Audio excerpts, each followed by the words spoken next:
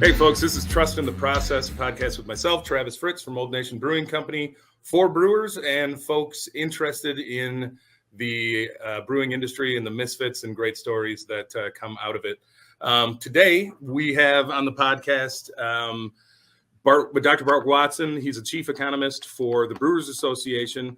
The Brewers Association, of course, provides an immense amount of support for small brewers, particularly, and those interested in the brewing profession or as a hobby even, and support us all with a great amount of data and data analysis, and also technical quarterlies, which I've used for almost my entire career and have been, frankly, invaluable. So I am so excited to have you on, Bart, and to get into some conversation about the last couple of years and where you, frankly, think beer is headed, and all that kind of stuff. So welcome. Thank you for coming. Thanks for having me. I'm really excited to be on. Great.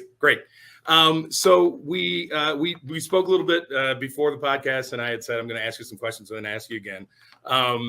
So that I don't mangle it, would you sort of tell folks if there's anything you want to expand on from how I introduced the BA, what the mission is, and how you all execute that mission? Yeah, our mission is to promote and protect craft brewers, their beers, and the community of brewing enthusiasts. So, pretty broad.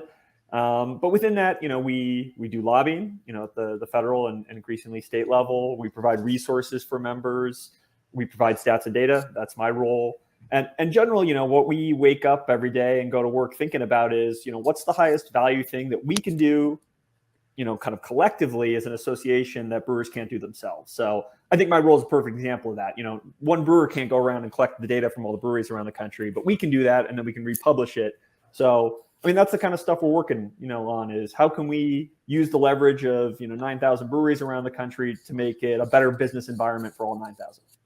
9,000 breweries. I am always shocked by the number every year when it grows. Yeah, it's pretty incredible. And it grew this year too. So, I truly remember maybe 15 years ago, people saying, once it hits 3,000, that's it. That's saturation. Yeah, I think one of the, I like occasionally looking at the kind of earliest stuff that I wrote when I started at the BA. And I think one of my first blog posts was, it's not a bubble, because people were at the time, we were at 2,000 and people were like, can we take 2,500? Can we take 3,000? Right. I basically said, yeah, we can take that many, because A, most breweries are really, really small. And B, we had comparative numbers at the time. There were lots of countries where it suggested that the U.S. could have, I don't know if I thought it could have 10,000, but I thought it could have 5,000. Right. Well, and this is a really maybe interesting topic to kind of start off with.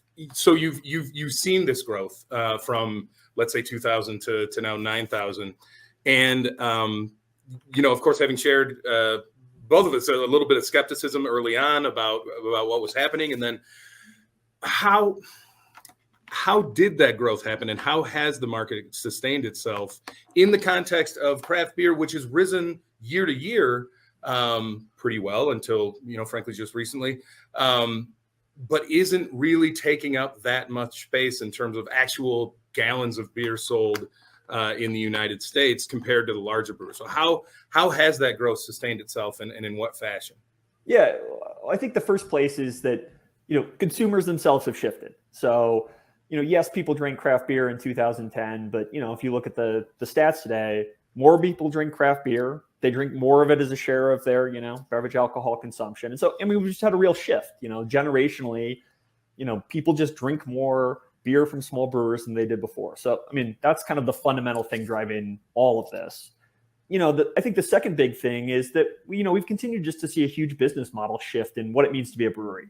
If you talked about a brewery 20 years ago, you meant a production brewery that was selling in distribution, and there were so few brew pubs and there were some other models, but particularly the tap room, which, was enabled by changes in state laws, but also kind of rethinking what a brewery was, really enabled a lot more breweries than we could ever have before, because these are breweries that are selling, say, 500, 600 barrels. Those who don't know what a barrel is, barrel's 31 gallons, selling that on site. And, that's a drop in the bucket of the U.S. beer market, but it allows lots of businesses to thrive if you can do that, if you can get those margins, if you can get the support of your local community. And so that's the biggest shift. And, the stat I always love to pull out is 75% of the breweries in the country make 1,000 barrels or less. And if you add all those breweries together, collectively, they still make less than 1 out of 200 beers in the United States. Wow. So that's how we get so many breweries, is you have a ton of breweries that really, in the grand scheme of things, don't make very much beer, but are able to thrive on their local market, on, having a strong customer base in their town. And there's probably, frankly, still room for growth, because there are cities and towns in the U.S. that have a population to support one of those that don't have one yet. Absolutely. So in aggregate, for some context and perspective, first, maybe we should back up and cover a little bit of nomenclature for people who may not be familiar. So what are the definitions that the Brewers Association uses to describe a brewery based on the amount of beer that they make per year? Yeah, sure. So we use kind of 3 or 4 categories. So we have tap rooms and brew pubs. Those are breweries that are primarily on site. We use a threshold of 25% volume sold on site. But that's at the point at which revenue is typically then majority on site for those breweries. Tap rooms don't have food. Brew pubs have food. That's kind of the distinction there. And then we call small production breweries microbreweries. So anybody who is in packaging and distribution but hasn't really achieved much scale yet. And then we use a 15,000 barrel threshold. That's typically a point where the business model starts changing, where distribution is now really key and central, where you're going to be more heavily in package. And we start calling those regional craft breweries. Okay.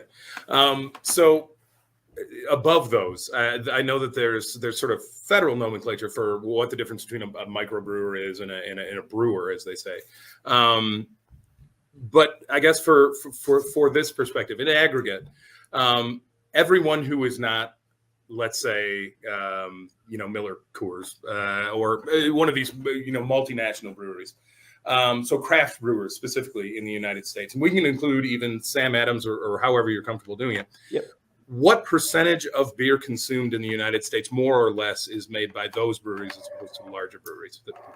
We just released these stats, so I know them very, very well. 13.1%. So about 1 out of 8 beers. Okay. And that's, again, a collection of 9,000 breweries. So even with this explosion of breweries, you're right that we haven't seen that hugely shift the beer market in the United States. Right. So, the top 3 companies still sell 70% of the beer in the United States. And you have this collective long tail of, 9,000 breweries who collectively sell, 13%. So that shows you how skewed we still are, that you can have all these breweries, but they're still making, very, very small amounts of beer. As I often like to say, small breweries are small.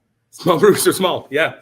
So in microcosm or in a smaller context, in Michigan, of course, where we are, Old Nation is, I think, the number 4th or 5th in terms of volume here in Michigan, which is a completely distracting and misleading statistic, right? Because Old Nation is making something like 25,000 barrels a year. And it feels like a lot, right? We've been around for 5 or 6 years. But for some context, even just here in this state, we, of course, have Bell's and Founders in the numbers 1 and 2 spot who are making something like 3, 4, even up to upwards of 500,000 barrels a year. So the drop off is intense. And really, from the number 1 and 2 spot to the number 3 spot, we're talking about, an order of magnitude, right? Yeah. So first of all, breweries like Founders and Bell's, of course, are not so common. They're not in every state, but there are many of them. And I wonder, I've seen sort of that model of business change with the rapid growth. And when I say rapid, I mean over 15, 20 years of breweries that size. Their model has changed. And then the model of other smaller production brewing companies commensurately changes as competition shifts in the state. I wonder, in that sort of 100,000 barrel and over category, do you have any sense for how many breweries in the U.S. are there? I'll probably get the exact number wrong, but we're talking 20 to 25 breweries that are kind of in that range. There's about 50 breweries that are 50,000 barrels or more, and it's probably about half that if you get to that kind of 100,000 plus, and that really is again kind of we stop regional at 15 and kind of lump everybody above that, but somewhere around 60 or 100, there's clearly another jump in what those companies look like. The importance of chain grocery, for example, to their business model. And I know it's a podcast, so people can't, see the hand motions I'm making, but it's really incredible kind of how long that long tail is and then how steep the rise is up to the breweries. So, to use your, 20,000 barrels.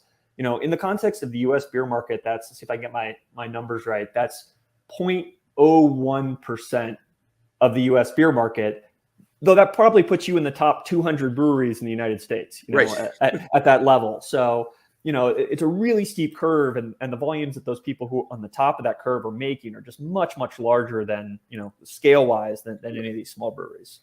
From a brew, for a little bit of context on where I'm coming from, I'm intimidated by talking to you about economic issues and the issues, even particularly that impact brewing. But my background is specifically as a brewer. So I went to school at the Technical University in Berlin and the VLB 20 years ago, and then came back here and have been working in craft breweries in Michigan and elsewhere since then. But the perspective that so this is 2002, 2003, the perspective that I had when I came back from Europe into the United States was a European one, right? Where regional breweries meant, some million hectoliters. Yeah. And larger breweries were, again, orders of magnitude above that. And there were sort of get what they call Gasthaus, restaurant type breweries that were there, but they were really inconsequential in terms of how people thought about beer and the culture of beer, frankly. And so when I came back here to the U.S. and saw the impact that craft brewers were making, not necessarily on the volume of beer sold or trading volume of beer here in the United States, but how impactfully they were affecting the culture of beer and the way that people thought about it here. This is not a question that revolves around numbers, but I wonder if you have a sense for what it seems. Let me rephrase this and not ask a question. It seems to me like craft brewers here make a much more outsized impact still, 25, 30 years into the real craft beer revolution, on the way that people think about and talk about beer than the statistics that you just talked about would indicate. Does that make sense? I would agree with that. And, I'm sure we could find some other statistics that point to that as well. Dollar sales is one. The outsized dollar sales, but just kind of, share of mind or, untapped check-ins or, whatever you want. Clearly, craft brewers are doing that. And it's a very different model than, Europe where, you're right. A lot of European countries, you have, kind of more of those regional companies that really kind of dominate in the region, but they all kind of look the same, right? They're marketed and branded around their region, but they're very similar companies in many ways. Whereas, absolutely, here we have just, this huge, wild diversity of what companies look like. And, I bet you, it'd be a fun project. Like, what's the number 4 brewery look like in every state? Right. And they would look totally different, yes. In terms of what they made and what their size is and what their business model is. And,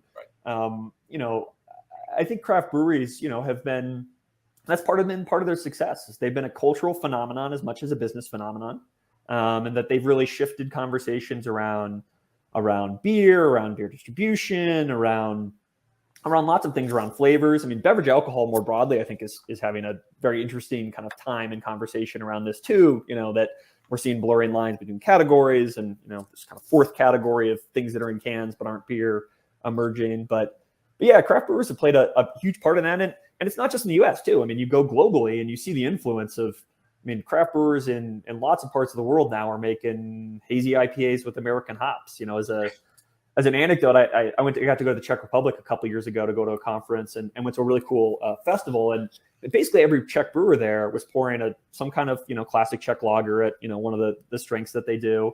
And their second beer was often an American hazy IPA, a New England IPA. And it's like, what a weird beer world we're in now that, people are making these incredibly traditional styles to their country.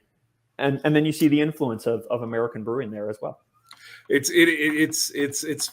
has been a wild thing to watch. There's no doubt about it. I think when we talk about when we talk about the difference in business models between a larger brewery and a smaller brewery, even if we're talking about the difference between, again, an AB and Bell's, for example, which are both, from my perspective, unimaginably large.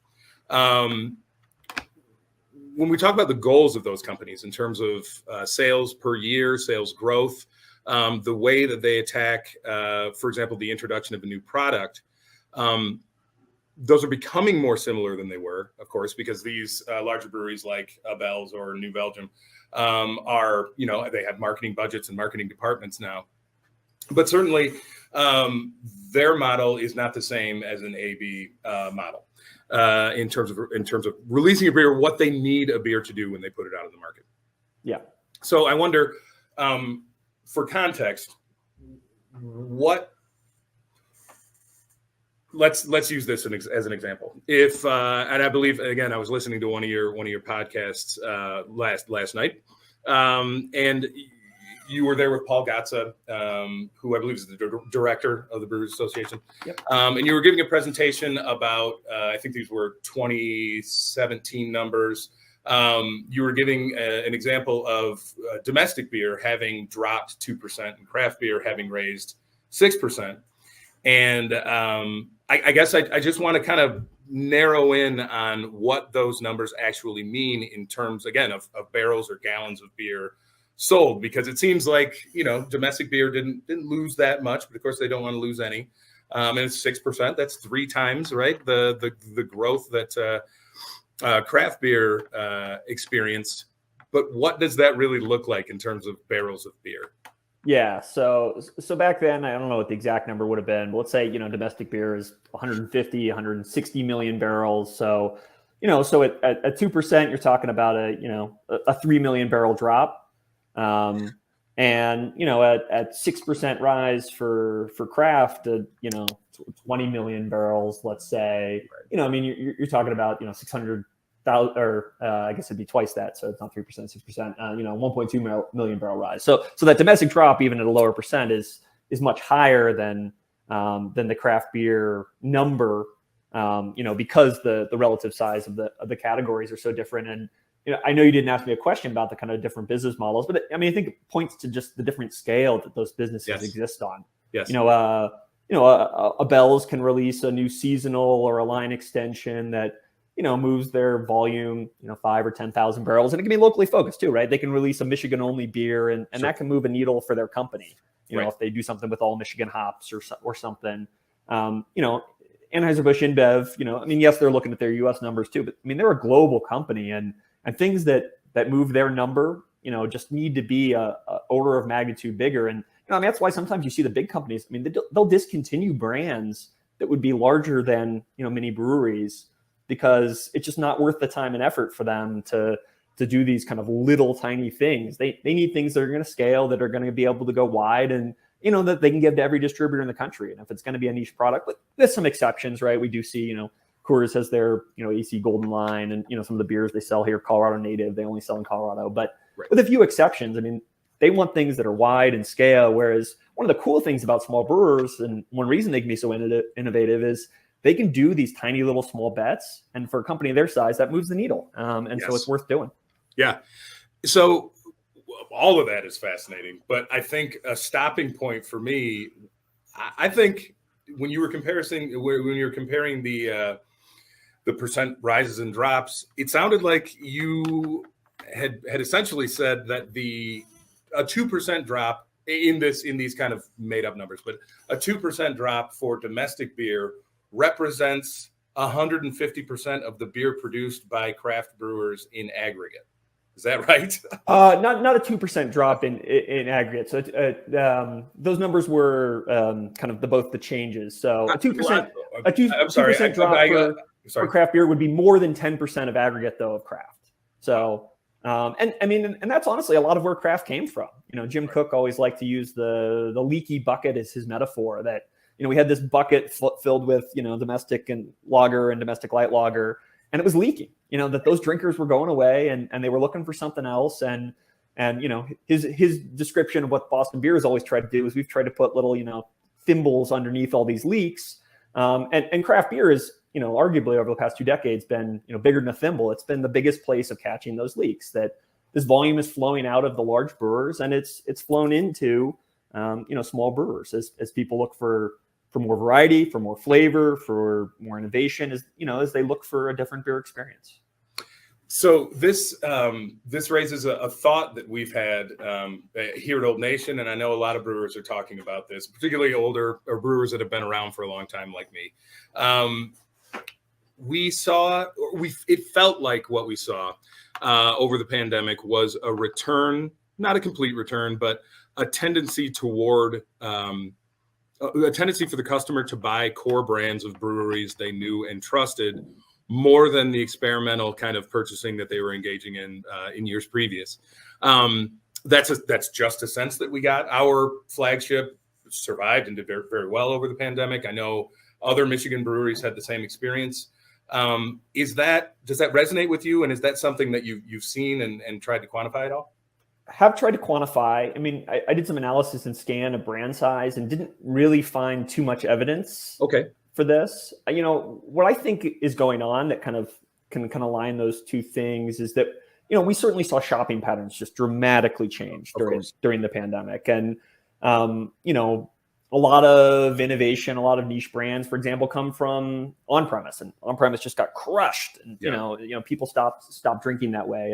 And the way people shopped as well is, you know, they ran into the grocery store and they got through as quickly as possible, you know, especially in the first kind of 6 months of the pandemic where nobody knows what the hell is going on. And, you know, we're all figuring it out. And I think that led to, I don't know, I think my read, this is me personally, is that, you know, people kind of over psychologicalized that to, you know, mean that, oh, people are returning to the familiar as opposed to just like, no, they just want to get in and out of the grocery store. And so they're just grabbing stuff. And, you know, sometimes that meant, you know, core brands, you know, kind of did better. But some of that is just because those core brands are in broader distribution, you know, that they're easier to find, like that they're sold in those grocery stores and you didn't do the extra stop to the liquor store. So I guess, you know, I'm maybe saying I agree with you in terms of like the numbers and sales, but I think the rationale behind it to me was just a difference in shopping and that it wasn't any different in what people wanted. It was where they were going to buy beer and what was available there. Well, in larger format packaging, right? If you're going into the store less often than you were, then you're going to tend to buy a 12-pack or a case instead of a 6-pack, and that's bigger breweries, and that's generally their core brands. Is what I thought was. And we saw 12-packs pick up share, you know, almost immediately during the pandemic. Right. Well, it's the difference, I think, focusing, you know, less, I guess, on domestic and more specifically on distributing craft brewers here in the United States. When you had mentioned it would be interesting to do a survey of, say, the 4th largest brewery in every state, that would be interesting. That would be phenomenally interesting. And you know, we, for example, our brewery, we're in 20 states now. And of course, everyone is completely different for a number of reasons. Of course, liquor control commissions in each state influence how you can enter that state and how you can release new products in some cases. And there are a number of variables. But one thing that was interesting to me in a conversation with our Colorado distributor, which is Crooked Stave, we were doing our ABP, our annual business planning meeting with them, and talking about setting goals and what we would expect in the Colorado market using metrics that we use for every state, which we feel like are inaccurate, but useful to us, at least as a starting point. And again, we were talking about, you know, the competition in Colorado. It's always been high. The beer drinker in Colorado, I think, is more mature than in a lot of other states in terms of what it is that they want. But one thing that I had never considered, and this is just me being, you know, stupid about it, but one thing I'd never considered is the population size of Colorado, which I completely overestimated, right? The distributor, what Jim had said was, you know, look, you're used to selling in, you know, Detroit and Chicago and cities like that, you know, Pittsburgh. And that's fantastic. But what you have to understand is that the population of Colorado is about the same as the population of Chicago, right? And it's things like that I think brewers, like myself, I should have spent more time figuring that out before I entered those markets, right? Because you think of Colorado and beer and you think, well, everyone in Colorado drinks craft beer. Denver's huge. Everybody talks about how great Colorado is. Let's go to Colorado, right? With no more consideration than that. I think it happens relatively often. So I wonder if in your research, you've identified pocket beer markets like Colorado. Florida is another interesting example with some 26 million people, but a craft beer culture and rate of consumption that's unusual to me. I'm not asking a question here, but I guess I'm wondering if any of this kind of resonates with you, and if there's anything you've noticed in the numbers that explains the differences between states over and above population, I guess. Yeah, there certainly are things, and I mean, you see huge variations here. I mean, one extreme is, Vermont, Sure. Yes. which, just like, has a ridiculous number of breweries, per capita, and can just support a beer culture that, is kind of insane to think about. On the other end, it's probably some of the southeastern states, the Alabama beer market's gotten a lot better and they get more breweries, and Mississippi the same way. It's really been kind of very low, but actually starting to move up a little bit. So there certainly are cultural factors, and honestly, for many breweries, it's even more fine grained than that. You look at a state like, Colorado, and the Front Range is going to be a totally different market than the Western Slope. Yeah. Michigan, the Grand Rapids, Kalamazoo, western part of the state, totally different market than, Detroit or. That's one of the things that makes it hard to expand the distribution in craft. Thank you. That's what I wanted to ask you. Yeah, yes. That's, you got to know these markets. You're going to have different competitors. You're going to have, just there's lots going on. But also one of the things that makes it cool, because you get variations in the breweries and the beers that are born from this market. And one of the comments I'd like to make here is that a lot of people are not great at taking numbers and putting them in the kind of context that they need. Part of my job is, as much as possible, to kind of break it apart and help people see that. And population is probably the best example. People kind of assume, for example, California just, incredible, must have more breweries, than, well, it does have more breweries than any other state. Right. You look at it on a per capita basis, and it's kind of middle of the pack.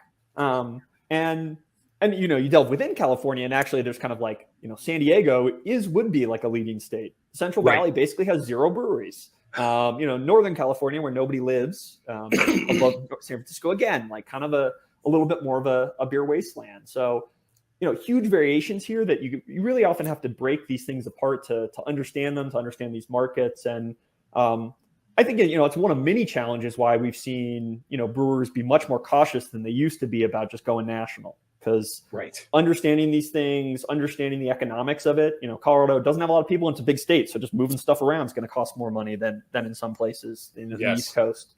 But those are kind of nuances that are really hard if you're not in those markets to understand. And I don't know, I can do anything to fully prepare brewers, but hopefully I can get them thinking about some of that stuff and be a little bit more prepared when they hit the ground and have those shit moments. Yes. Yeah, absolutely. I wonder if you care to kind of talk about so when we talk about the way, let me rephrase. When I came into the beer market in the early 2000s, and for some time thereafter, maybe 10 years, it was enough to make good beer and have a brewery, right? You could rise to some level of success, and as long as your business practices were relatively sound and you handled your company financially responsibly, you could, certainly make a living for 10 or 15 years and or more, and grow your brewery and be fine. And I think a lot of the legacy breweries, craft breweries that are still around, are an example of that. Not to say they haven't been innovative, not to say they haven't made great beer, but really it was kind of first in wins type situation, I think. And that is no longer true. I think it's much, much more difficult. And again, I emphasize, I think, please correct me. This is what we're doing. But I think it is more difficult to compete, particularly with a distribution model now. More difficult. There's a lot more barriers to entry, it seems like, both financially and in terms of marketing and grabbing folks' attention. And social media, therefore, I think has come into play a lot more than it did before as a marketing tool that is available to everyone and essentially cost-free. Is there any part of what you've been looking at that talks about that effect? These are two separate questions, I suppose. The effect of social media on smaller breweries in their growth in the last, let's say, 5 years. And then also, do you have any insight, or could you give any insight about different barriers to entry and difficulty, particularly in production and distributing breweries, again, in the last 5 years compared to maybe the 10 years before?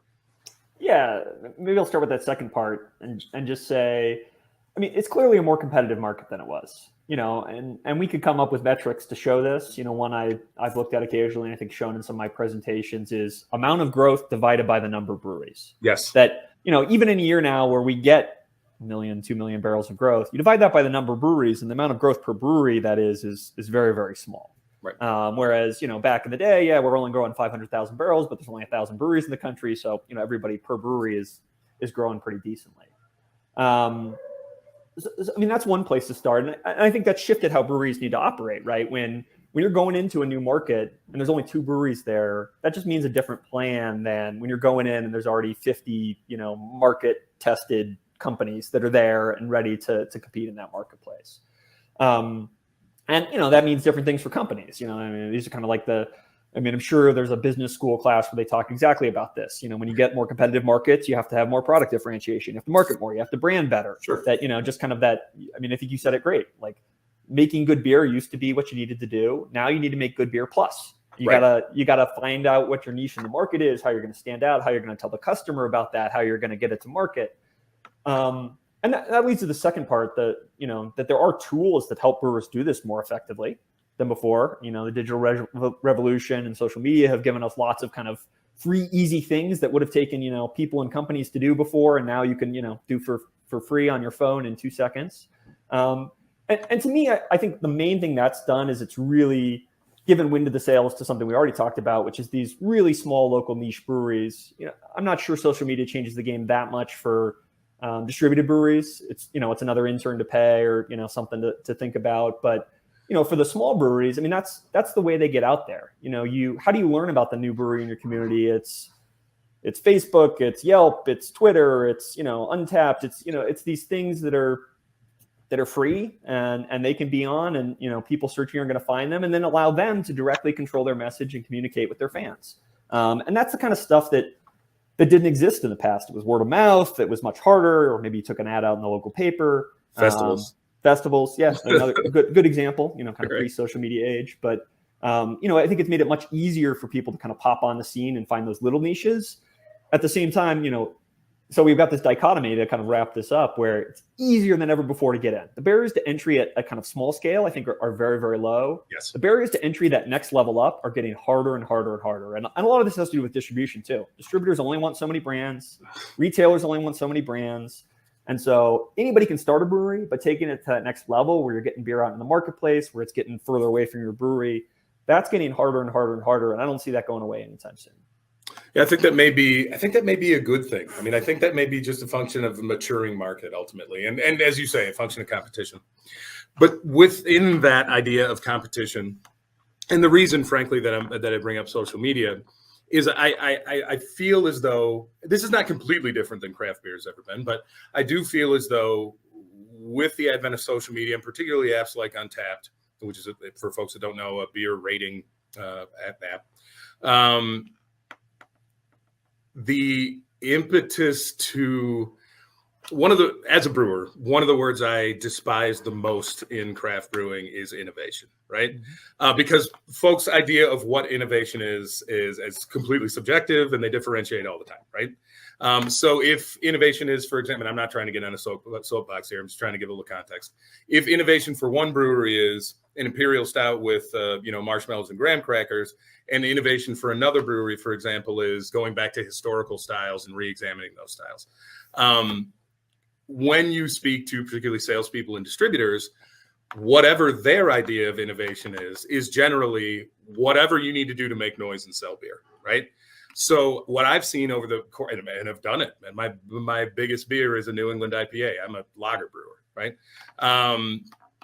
What I've seen is brewers thinking less, and again, this is not really a question for you necessarily, but thinking less about sort of fundamentals and models of training for new brewers and practical applications of older techniques, and more about whatever makes the biggest noise. And what I've seen that become, or my sense for what that's become, is less sort of dependable flagship brands. And again, these are for breweries at my level or less dependable flagship brands, and more just a kind of rush to grab people's attentions and sort of recycling old ideas and packaging them new. And I don't know how healthy that is for beer generally. I don't know what it communicates to the consumer.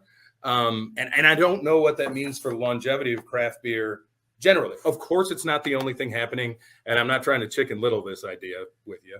But I wonder if that sort of cycling, that rapid cycle through brands is something that you can see in any of the numbers that you look at, and if that looks different than, let's say, 10 years ago to you.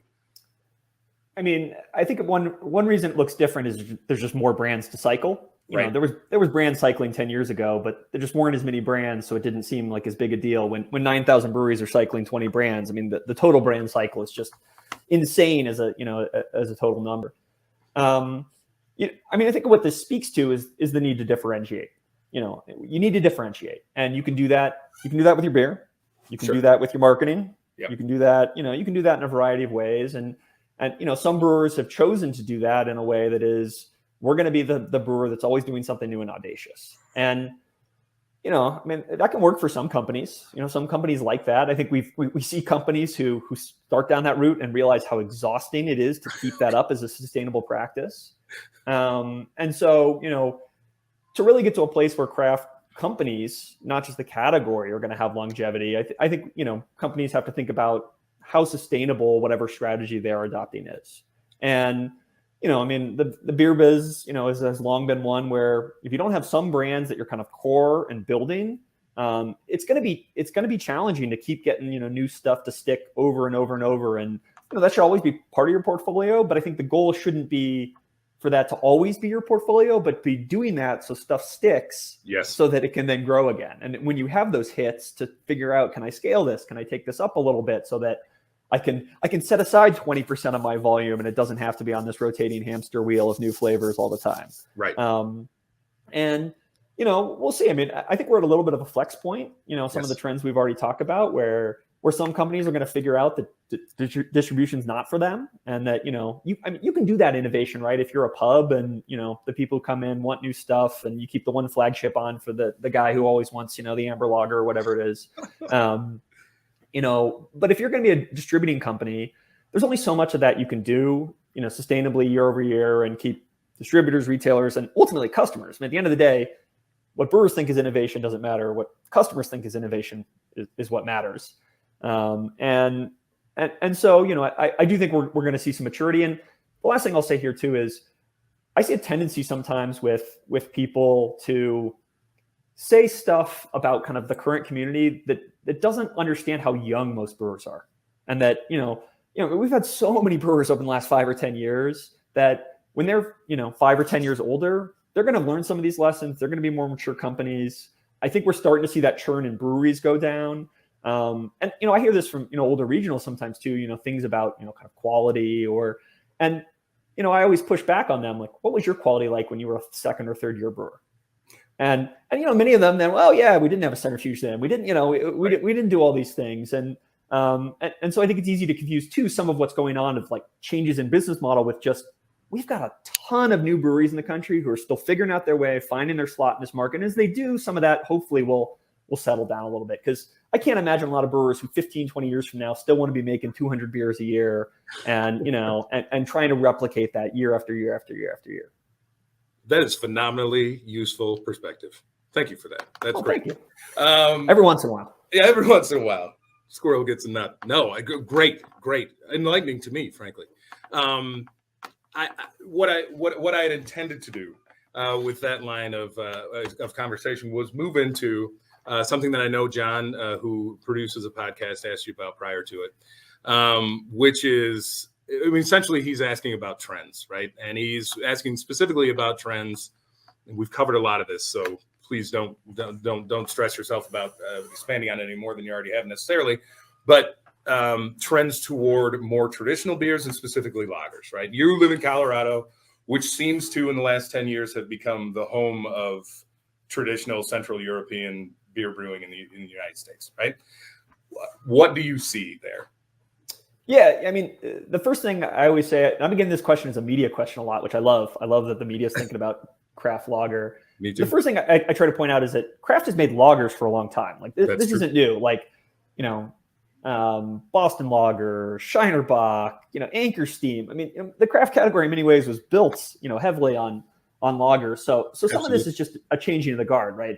Who it is important for, and you see this in the numbers too. I mean, I send people numbers about kind of share, and they're kind of surprised that like lagers not taking more share within craft, because a lot of this is, kind of a generational turnover. Lagers are clearly more important to small brewers, or the number of small brewers where lagers are important has clearly increased. Yeah. But they're often taking that share from other craft brewers, a local microbrewery taking it from a regional or national craft brewer who's made a lager for 20 or 30 years. So, I think we're starting to see some of that shift, and I can talk about that more in a second, that we are starting to see some of that grow, but some of this isn't new as much as kind of generational turnover. And I've been thinking about this question a lot the last couple of days. I think part of this too is that we are also seeing a new generation of brewers who are not afraid to kind of take the lager, own it.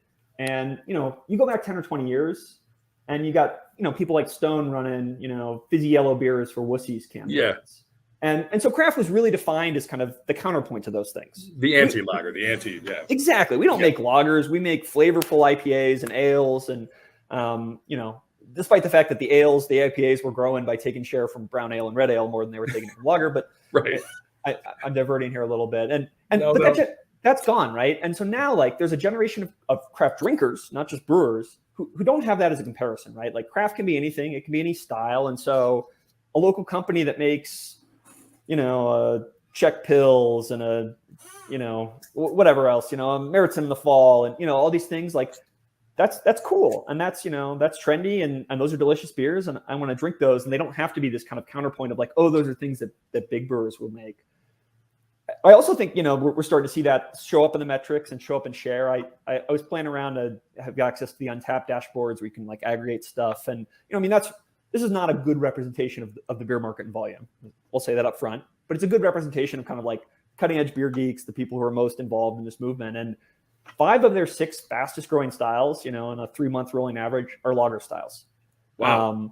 And I think, you see, again, variations here geographically. So some places, IPA is still king and still big, but and IPA is still king in all the numbers too. Yeah, let's be honest here. Yeah. But lager's moving up. And I think it shows that there is a subset now of real beer geeks too, who are getting into these and are getting interested in them and how they're made. And I think that shows a lot of potential. So long-winded, No. we haven't seen the share shift as much as I think sometimes people think, but I think we're starting to see the share of mind shift. Okay. And that's really going to set the stage for, in the long run, the biggest part of the U.S. beer market is still lager-based. Lagers and light lagers still dominate the U.S. beer market. And so for craft brewers to get out of those kind of share numbers we talked about at the beginning, 1 out of 8 beers, to move to 2 out of 8 beers, a lot of that second beer is probably going to have to be lager, because that's what the American population drinks in the vast majority of their beer occasions. Absolutely. It's always interesting to me to think about how much of what is new is just old that's become new again, right? And I think for the last few minutes, really certainly the last couple of questions, that's what you've been talking about that a lot. And it's interesting from an objective perspective, which I would say as objective as possible, you would have. That really is true. I think the idea, and when you mention, these young folks coming in where lager doesn't have the same stigma as it did to people, maybe in my generation or older. And by the way, I'm one of the oldest working brewers in Michigan, and I'm 43 years old, right?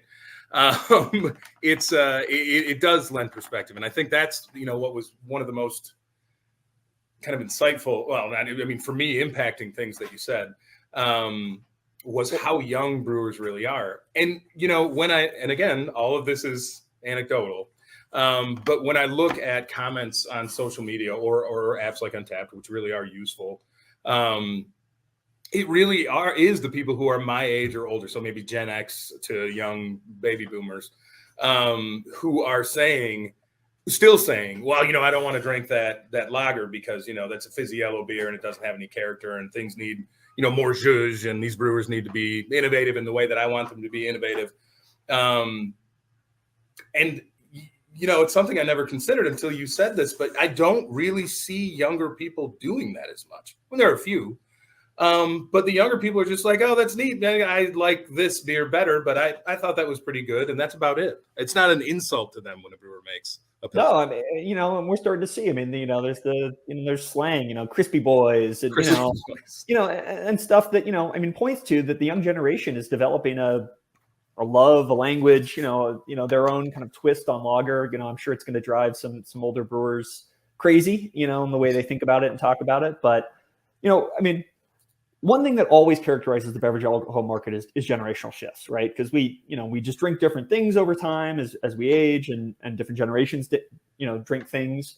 And I think one of the things that's going to define the craft market over the next decade is the aging of the millennials, who have been a huge key core demographic to craft. 100%. And the millennials aren't young anymore. I mean, we're about the same age, and we're kind of, depending on how you do the cutoffs, kind of on the young end of Gen X. Yeah. The millennials are right on the other side. They're early 40s now too. Right. And so you got a generation that grew up with craft beer, that maybe doesn't have the same, views about lager that they had before, and is now looking for more sessionable stuff. Because, I chase my daughter around in the morning after a couple double IPAs, and, that's not a lot of fun, whereas after a couple of nice Pilsners, I'm a little bit more spry in the morning to do my parenting. So absolutely. So I think we're going to see some of this just naturally occur, as well as, yes, there's still going to be a time and place for Imperial IPAs. People love those, they're flavorful, but, generationally, I think we're going to see those millennials come across. They're going to look for lower ABV stuff, and if we're going to keep them in the beer category, I mean, that's going to be a place that, a lot of these kind of lower ABV things, not just lagers, but, blonde ales and, low ABV sours and things like that are going to play well. And I think we see that in a lot of metrics, that people are more interested in that than ever before. And we'll see what the next generation wants, but they also seem like they're a little bit more kind of ABV conscious. And so, that may be a generation too, where there's a lot of opportunities there. This then dovetails into one of the last questions I had slated to ask you. But of course, I'd love it if this expanded into even more topics.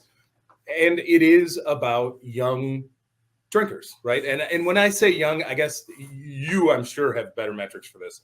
But I suppose I mean somewhere in between 21 and 32 or so, right?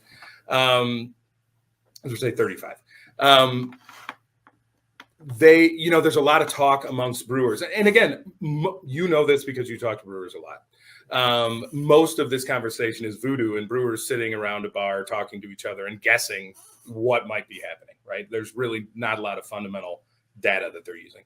But they're saying, well, millennials they want, fruit juice infused seltzer, and they would like other kinds of seltzer, and they, are only interested in, hazy IPAs, and they're not interested in West Coast IPAs. And as a person who, owns a pub and exists in it quite often and is trying to stay aware of trends in the beer market, I don't necessarily find that to be true. What's your perspective on that? Well, the first thing I would say is any attempt to pigeonhole a generation as big and broad and diverse as the millennials into they only want X or Y is going to be a failure. Right. There are, you can pick insert age, race, ethnicity, gender here, somebody who likes everything. Right. Right. So what we have to try to get at is, a kind of what does my demographic want? Because the people who are coming through your door are not generic millennial, right? They're a subset from a place, from from a certain socioeconomic background, and right. Trying to make sure you're understanding what they want. I do think we see generationally, right? People have different characteristics that they want. I think seltzer is a great example of this. That if you just describe, without saying seltzer, if you describe kind of what it is, it's a lot like light beer, but with kind of a few different attributes, right? A little bit more flavor, gluten-free, just a few things that are words that I think, you would associate with kind of, millennials and Gen Z. Yeah. So there are shifts, but I think we can kind of miss, like, it's still sessionable. It's low-cal, sessionable, kind of 4 to 5%. Like, I mean, in many ways, this is still kind of light beer. It's just light beer for a new generation with a few tweaks. And so I get, I'm kind of tangenting here a little bit, but no, this is great. I think my point, is, there's lots of groups here, and the millennials are a big enough generation that, people are going to be able to have very successful businesses going after one particular part of them. And honestly, if you're all chasing kind of the center of the millennials, you're missing the outsides. We're missing opportunities to grow beer. We're missing opportunities to grow our demographics. But also there may be commonalities that we can kind of, take some lessons on and apply to some parts of portfolio. But these lessons aren't always, kind of unidirectional. I mean, I said aware of ABV earlier, but if you look at the data, ABV has become more important to craft drinkers at both ends of the spectrum. So people are like thinking about it much more clearly now. Like before it was, I think people thought about this before maybe, but now they're zeroing in. So I know this is a high ABV or a low ABV occasion, and I want a double IPA or I want a 4.5%, something I can, drink all day. Sure. And there are loser styles in this. I think this is one of the things that has crushed pale ale in recent years is, just kind of over the longer term, is that pale ale kind of sits in the middle of those. And it's like 5.5%, 6%. Like, do I drink it when I want a big night out, or do I drink it when I'm going to watch football all day? Like, I don't really know. Right. And I think that's one of the things that I would say about the next generation is they're just more hyper aware of the factors that go in. Now, does that tell you what they're going to pick up on a particular day? No, without knowing what occasion and kind of who that person is, it's very hard. But you could take that away to be like, well, I got to put my ABV on my packaging much more prominently because people care about this. And by the way, White Claw puts in a really big circle that's bolded in the middle of their can because they've clearly done this market research and are aware of this. So, wow. I'm not really answering your question other than to say, I think there are characteristics that we can draw around millennials, but it's less about what they like and the companies that do that best, and as well as just resonating as a company for what those drinkers want, I think are going to be the ones who win, because there's lots of options out there. You're never probably going to be the best at chasing all these trends. And so focusing in on kind of what do we do well and how can we connect that with what people want is going to be a much more sustainable strategy.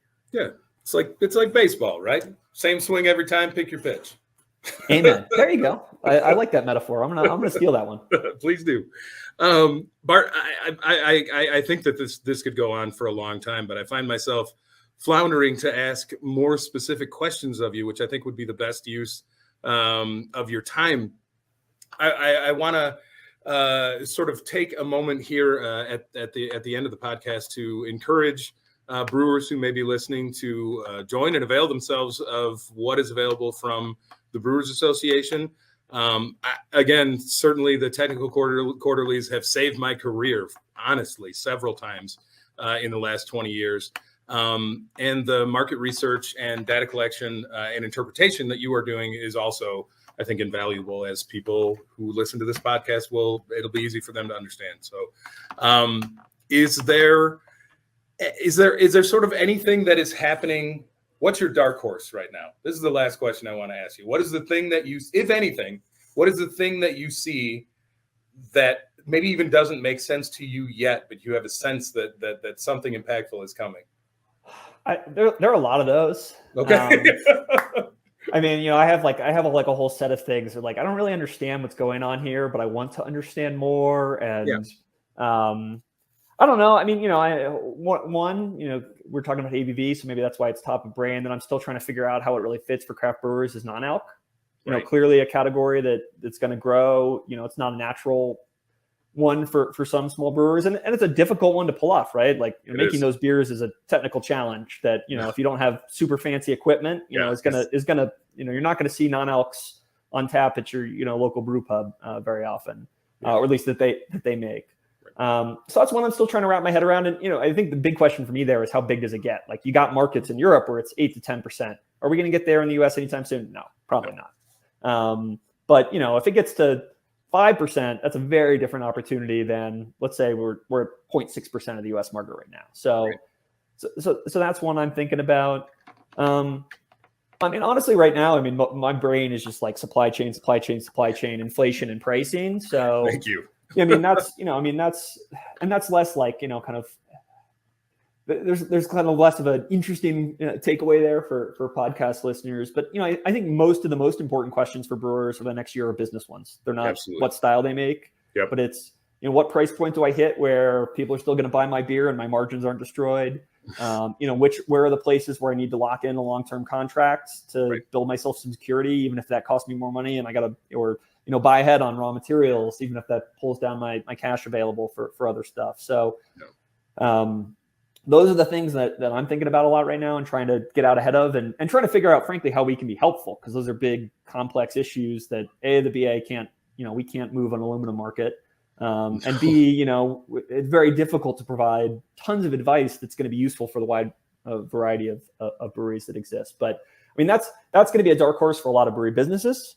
Absolutely. To get back to your question, is just like how able are they to navigate this really complex pricing and supply chain environment? Because at the end of the day, we're a manufacturing business, and those kind of business fundamentals are really going to matter for the health and success of breweries going forward. 100%. And I'll answer the questions of price and contracts, which would, for I think breweries of my size, be in terms of price, whatever you can get away with, right? You have to test the market to find out, because as you said, markets are different. And in terms of contracts, anything you use every day, do it now before it's too late. That's generally our advice. So. So again, Bart, I thank you so much for taking your time out there in Colorado. I'm sure you could be outside where it's much more pleasant than it is here in gloomy Michigan today. And I just am thankful to have you on here today, and hope that we cross paths sometime in the future. Thanks for having me, and definitely I would love to meet up in the future and share some beers. Excellent. Well, thanks again, and we'll sign off with that. I appreciate it again. Putting your ass on the line, opening a place where you're responsible for the livelihood of a handful of people. It's scary to get different perspectives on work, on philosophy toward work, and on the brewing industry specifically. My passion is to make something that is as perfect as I can make it, no matter what it is. Man, you're super mediocre. Stop being mediocre. You're built to be not mediocre. So I got back to St. Louis, and we sit in the meeting. And I said, okay, guys, what are we going to do with the IPA? And they're like, yeah, we're probably not going to do anything with it. They weren't drinking beer to get out of their family and to get out of their life and get out of their head. It was just part of it. It was part of it. And I think that's what, that was huge information to me on drinking. And so your first job as a brewer is to not give anyone a hangover they didn't have.